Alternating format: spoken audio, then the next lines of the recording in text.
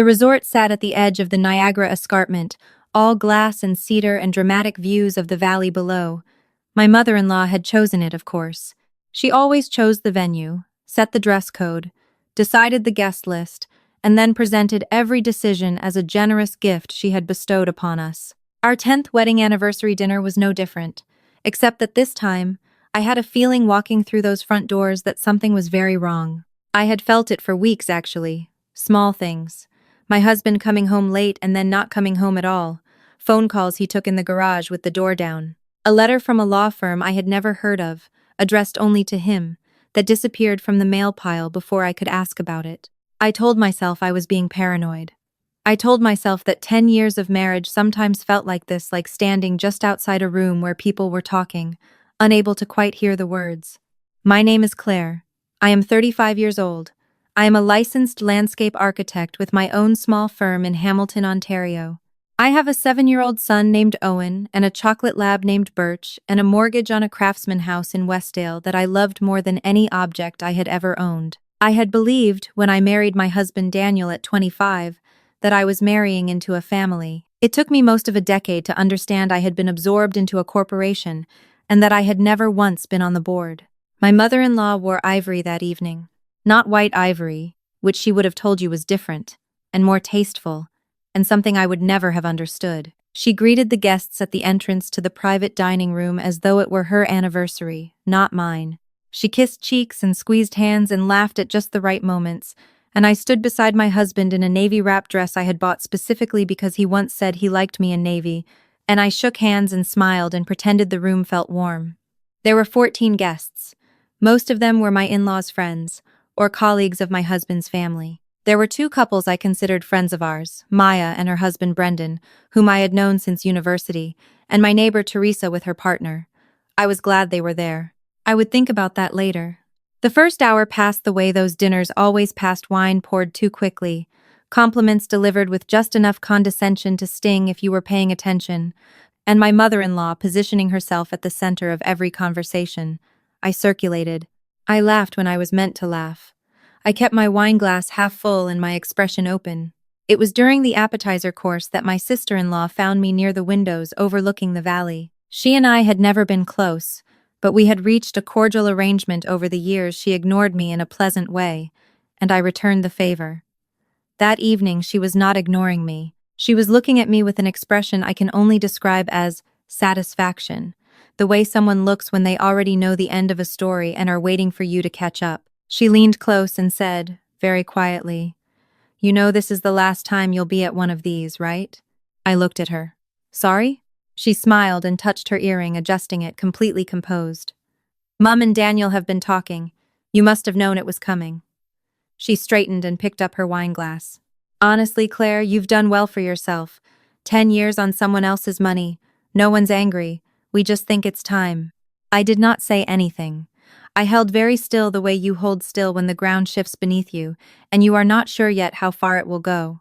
She moved away to rejoin the table. I set my glass down on the window ledge.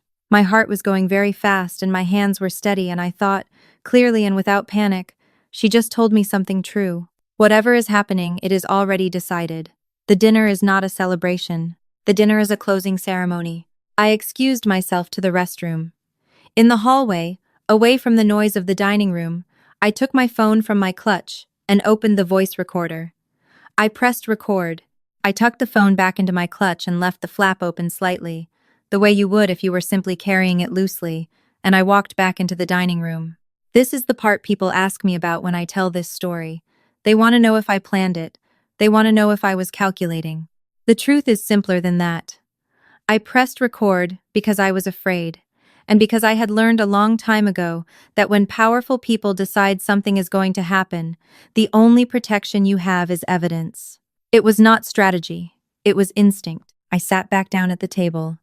The main course arrived. My mother-in-law clinked her glass and gave a toast about family and legacy and the kind of love that endures. She looked at Daniel when she said it, and she did not look at me once. I ate my dinner. I talked to Maya across the table about her daughter's skating competition. I refilled my water glass. I was very, very calm. It was after dessert that things moved. My mother-in-law asked the other guests if they might give the family a moment.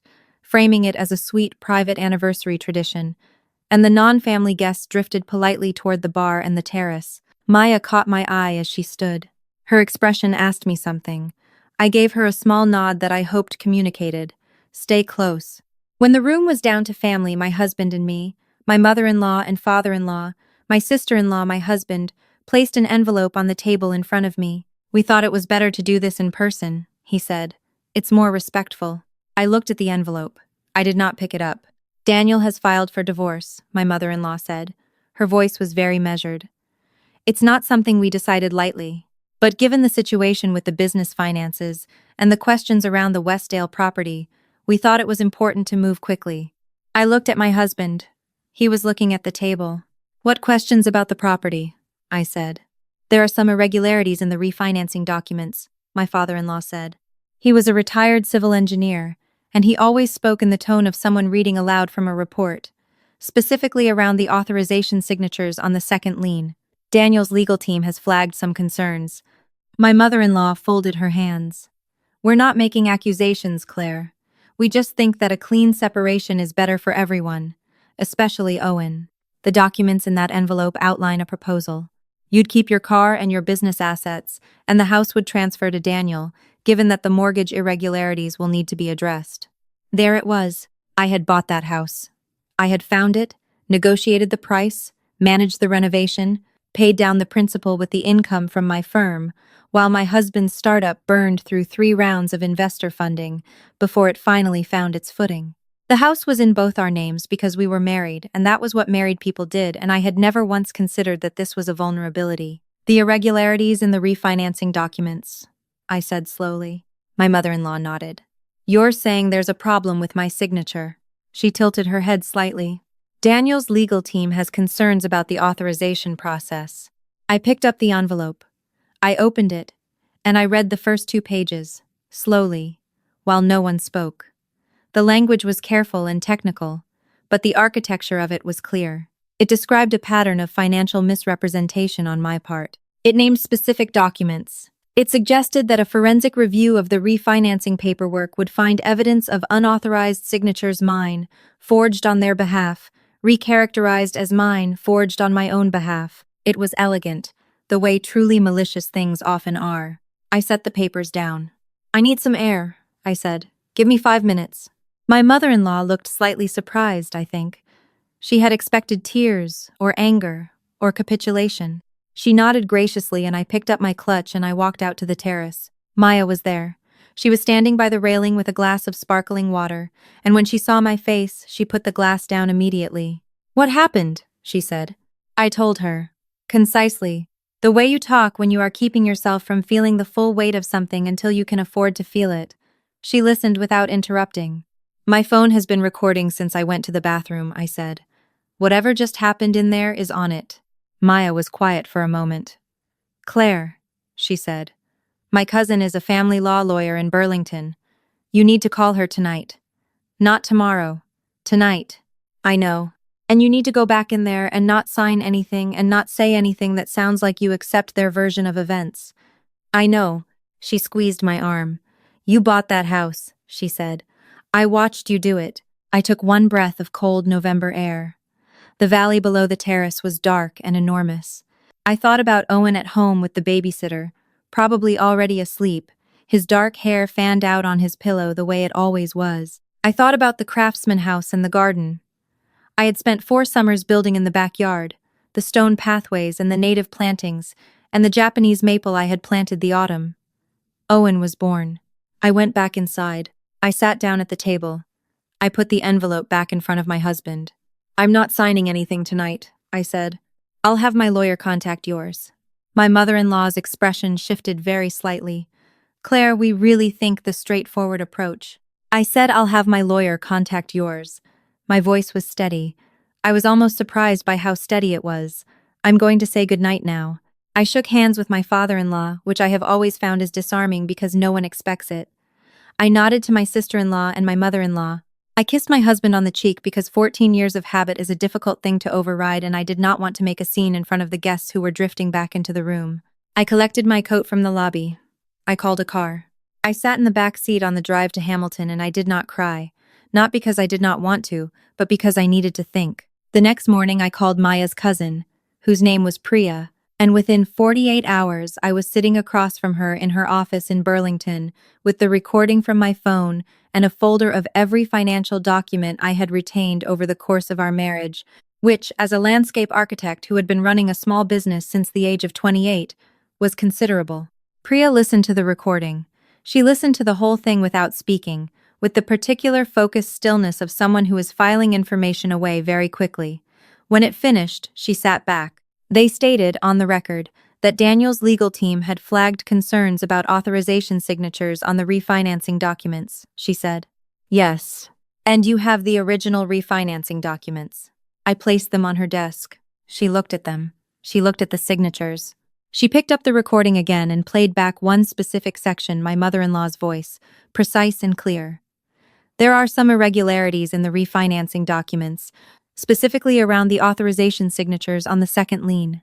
This is their version of events, stated by them, before they had any idea you were recording it, Priya said. Yes. She was quiet for a moment. Claire, do you understand what you have here? I think so. They were going to claim the signatures were irregularly obtained.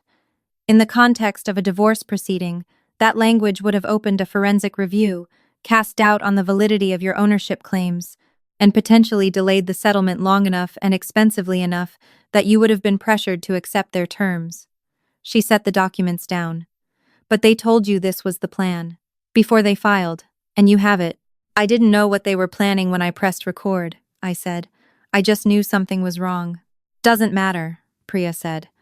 In Ontario, single-party consent means you are legally permitted to record a conversation you are part of. This recording is admissible. She leaned forward. I need you to go home and touch nothing in that house.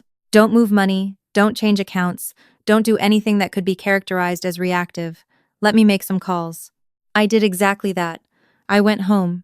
I walked through the front door of my house and I stood in the front hallway and I looked at the staircase with the runner I had found at an estate sale in Dundas and the framed prints on the wall that I had chosen and the hook by the door, where Owen's backpack hung, and I was so deeply, quietly angry that I had to hold on to the door frame for a moment. Daniel did not come home that night, or the night after. Priya moved quickly. She filed a response to the divorce petition that included a request for full financial disclosure on both sides and a motion to preserve assets, specifically the Westdale property. She submitted the recording as evidence. She contacted a forensic document examiner about the refinancing paperwork.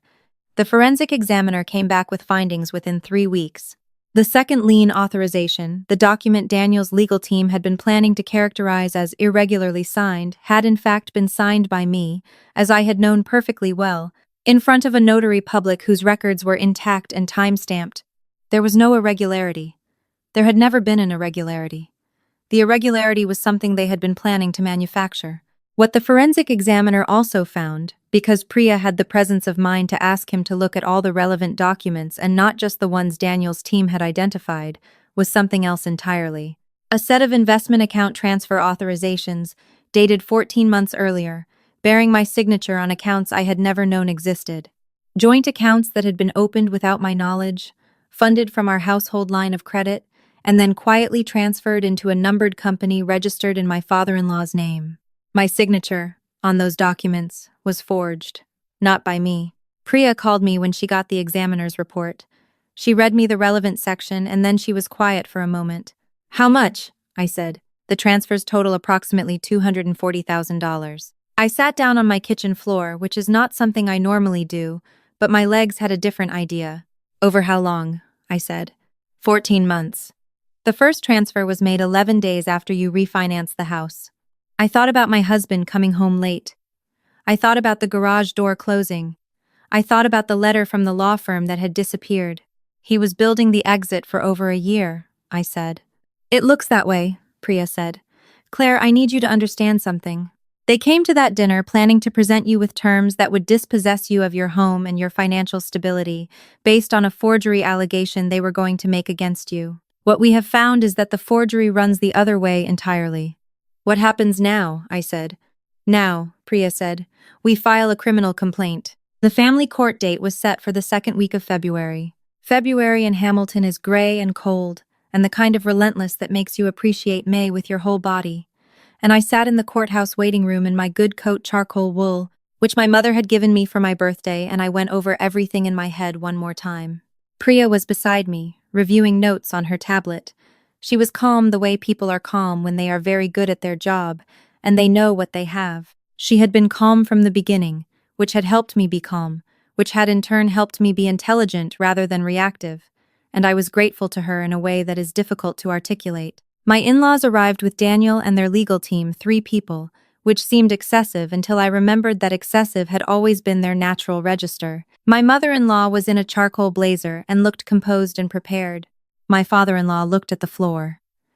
Daniel looked thin, I noticed. He had always been slightly thin, but now he looked as though he was carrying something heavy that had not been there before. My sister-in-law was not there. I found out later she had refused to come. I think about that sometimes. The proceeding opened with Daniel's legal team presenting their case for the property transfer. They were careful and measured, and they referenced the refinancing documents and the forthcoming forensic review they were requesting. They characterized me as someone who had leveraged a position within the marriage to benefit my own financial interests at the family's expense.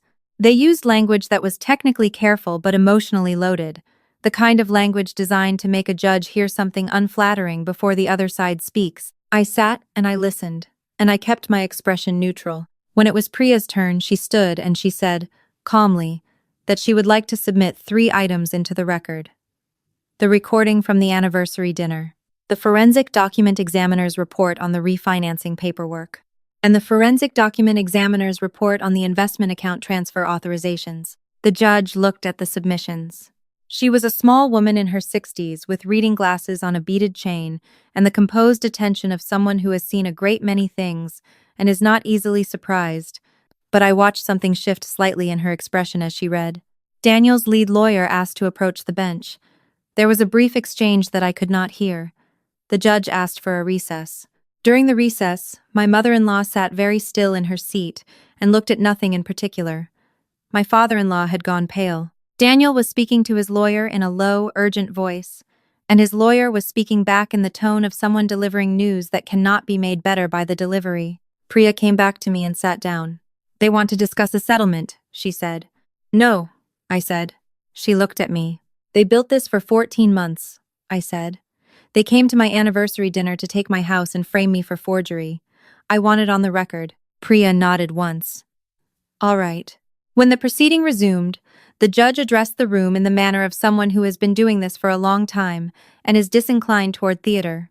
She noted the contents of the submissions. She noted specifically that the recording captured Daniel's mother making explicit reference to a legal strategy predicated on signature irregularities in the refinancing documents prior to any formal filing, in circumstances that indicated advance coordination. She noted that the forensic examination of the refinancing documents found no irregularities whatsoever, and that the forensic examination of the investment transfer authorizations had found signatures inconsistent with the account holder's known signature samples. She set down the papers. Mr. Reeves, she said to Daniel, I am going to require a full forensic accounting of the investment accounts in question and the numbered company associated with them. I am also referring the signature findings to the appropriate authorities for further review. The motion to transfer the matrimonial home to the respondent is denied. The request to preserve assets stands. My mother-in-law made a sound that was not quite a word. My father-in-law put his hand over his eyes. Daniel looked at the table. I looked at him. I had loved him. I want to be clear about that because it matters not to the legal record, but to the honest account of things. I had loved him for a long time, and I had tried very hard, and I had built a life in good faith, and he had spent 14 months quietly dismantling it while I made dinner and paid the mortgage and planted a Japanese maple in the backyard. I am not sure, even now, how much of it was his idea and how much of it was his family's, and I am not sure it matters. He let it happen. He sat at that anniversary dinner and he put an envelope on the table, and that is a thing you cannot undo. I did not feel triumphant. I want to be honest about that too. I felt very tired and very sad, and underneath that, like a floor under a rug, I felt something solid that I understood was relief. Not relief that I had won something, exactly. Relief that the ground was real again, that I knew what was under my feet, The criminal complaint process moved on its own timeline, as these things do. What I can tell you is that by April, my husband had entered into a plea agreement related to the fraudulent transfer authorizations, and my father-in-law had retained separate counsel. The numbered company was dissolved. The funds were not fully recovered, but a significant portion came back through the settlement that followed. The house is still mine. My name, and only my name, is on the updated title documents, which Priya handled with the specific satisfaction of someone who enjoys doing a job correctly. Owen knows that his dad and I are not together anymore. He knows in the way 7-year-olds know things fully and simply, and with a directness that adults tend to lose. He asked me once if it was anyone's fault, and I told him that sometimes relationships don't work, and that both of his parents love him, and that the house is still his home. He seemed to accept this. Children are often more resilient than we are afraid they will be.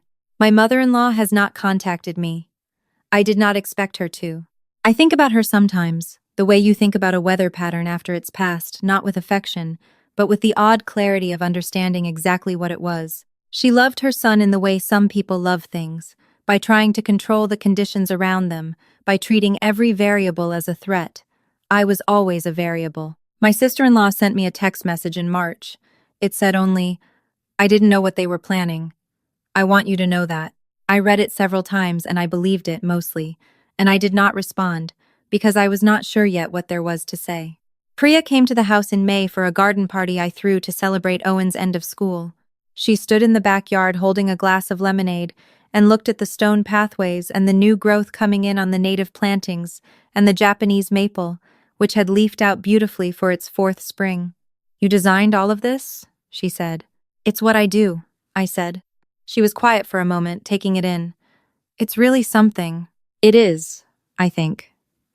It really is something. I built it myself, layer by layer, season by season, knowing what goes where and why, knowing what will hold and what won't, knowing how to read the ground before you put anything permanent into it. I made mistakes along the way. There are spots where I planted things that didn't survive, and I've learned to work with that to understand what a space is actually asking for, rather than what you decided it needed before you looked closely enough.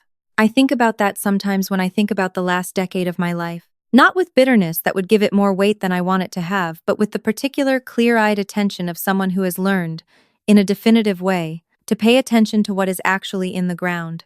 The maple is 10 feet tall now. In autumn, it goes a color that is almost impossible, a pure, burning red against the gray Hamilton sky, and Owen and I stand in the backyard in the morning before school and look at it, and he always says the same thing. He says, "Mum, that's the best tree." And I say, "I know. And that is enough.